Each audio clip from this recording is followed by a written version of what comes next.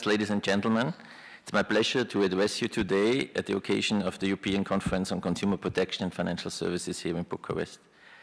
I should like to take the opportunity, as you've heard from Gabriel already, consumer protection is an important issue in Europe, and so it's quite clear it's also a global issue.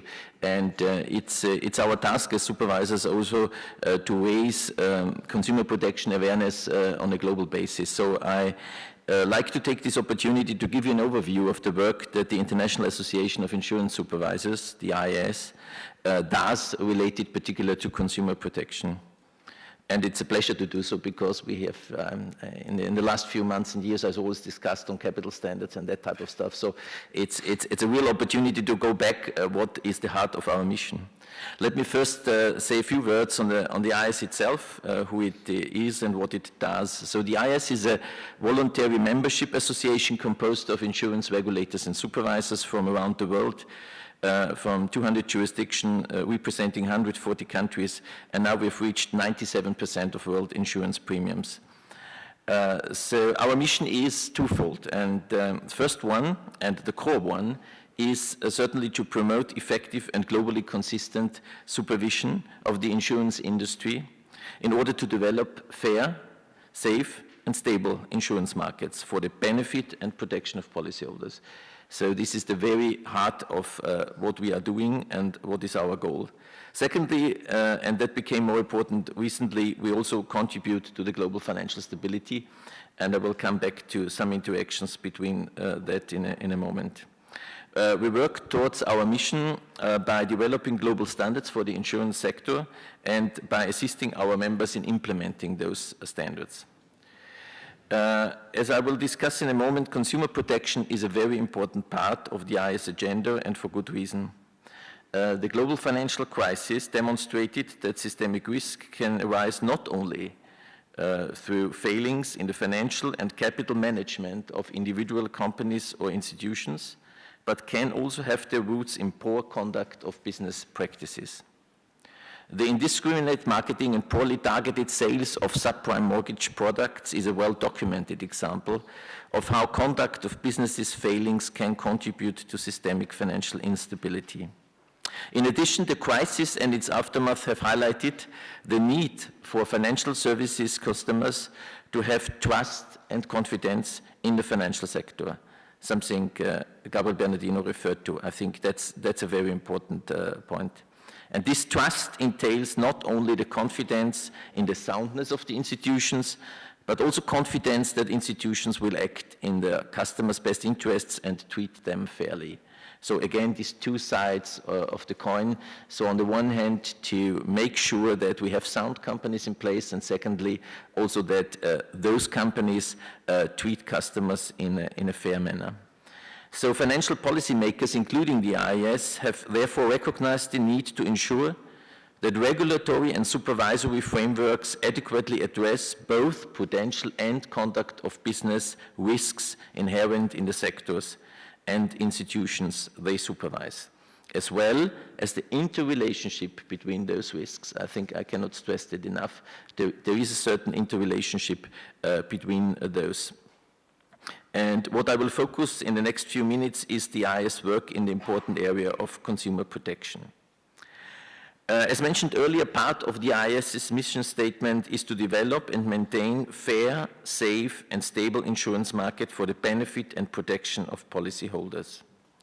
To do so, we need to build confidence in the industry.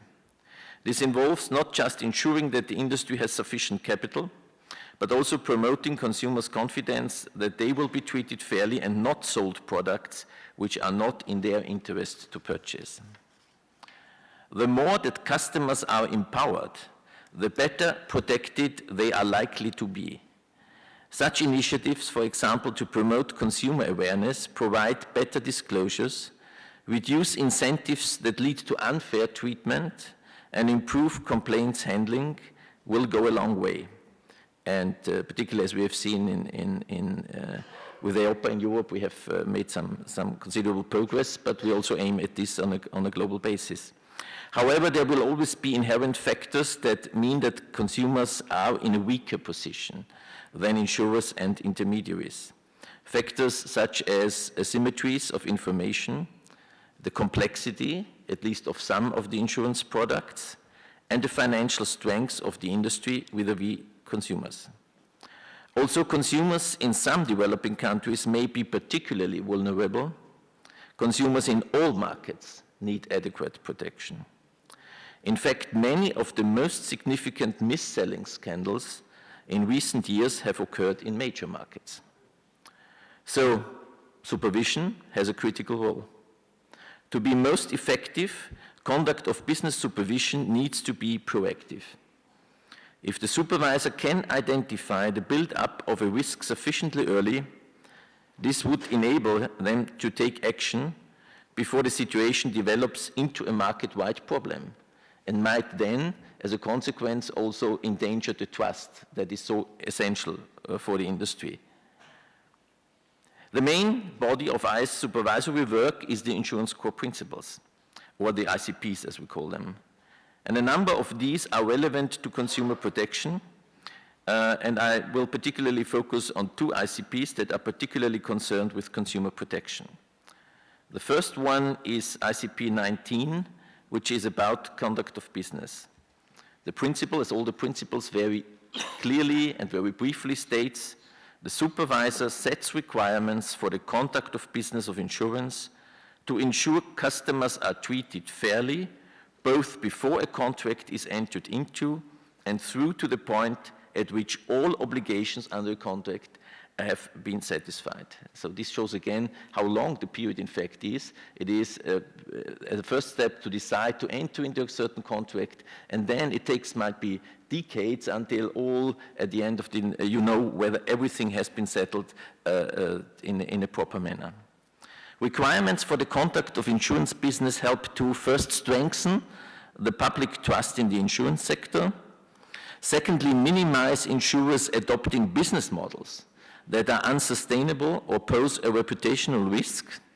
And thirdly, support the creation of a level playing field amongst insurers.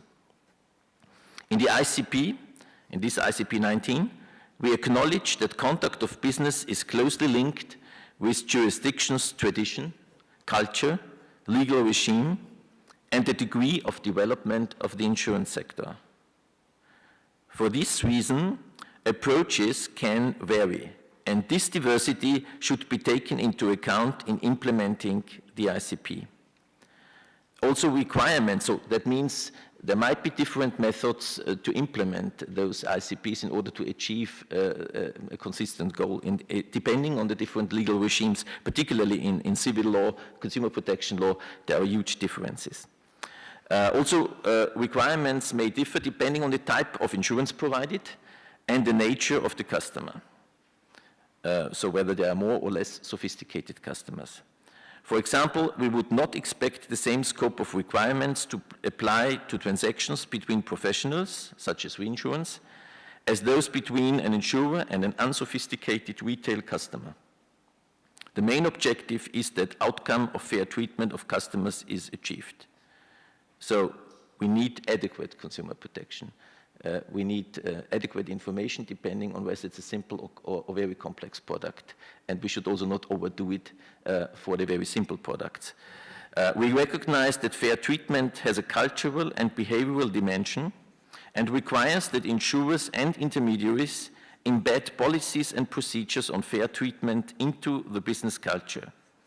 The standards and guidance in the ICP cover the full product cycle and include requirements that cover first the pre-sale processes, so marketing, product development, disclosure, giving advice, and managing conflicts of interest, is a very important issue as well, and policy servicing, including providing relevant information, claims, and complaints handling, a point that Gabriel referred to earlier. ICP 18 is the second important insurance core principle in that respect, and that's about the supervision of intermediaries. Whilst most of the ICP 19 applies to intermediaries in terms of their conduct vis-à-vis customers, the ICP 18 itself now sets a framework for the supervision of intermediaries. This ICP covers areas of supervision that includes licensing, ongoing supervision, intermediaries' professional competence, corporate governance, disclosure regarding intermediaries' status, handling clients' monies, and supervisory action. The ICP reads as follows: the supervisor sets and enforces requirements for the conduct of insurance intermediaries to ensure that they conduct business in a professional and transparent manner. The assessment of insurance intermediation is very much concerned with looking at the policies, processes, and procedures that relate to individual customer relationships and individual transactions. This interface between customers and insurers gives intermediaries a key responsibility in the fair treatment of customers and in building trust and confidence in the insurance sector. With that background, let me now tell you something about some of the initiatives the IAIS is currently pursuing, starting with our drafting of an application paper on conduct of business supervision. Poor conduct of business practices and unfair treatment of policyholders can have major implications for individuals, and these can also be indicators of bigger underlying financial issues within an institution. Thus, supervisors must have appropriate tools to early detect conduct of business risks that could not only negatively impact individual policyholders, but also affect institutions and potentially the financial system as a whole. So that again then would jeopardize consumers if that has an impact on the soundness of the institution or of the insurance markets more generally. This application paper is intended to document a range of tools and approaches that supervisors can use in their supervisory work.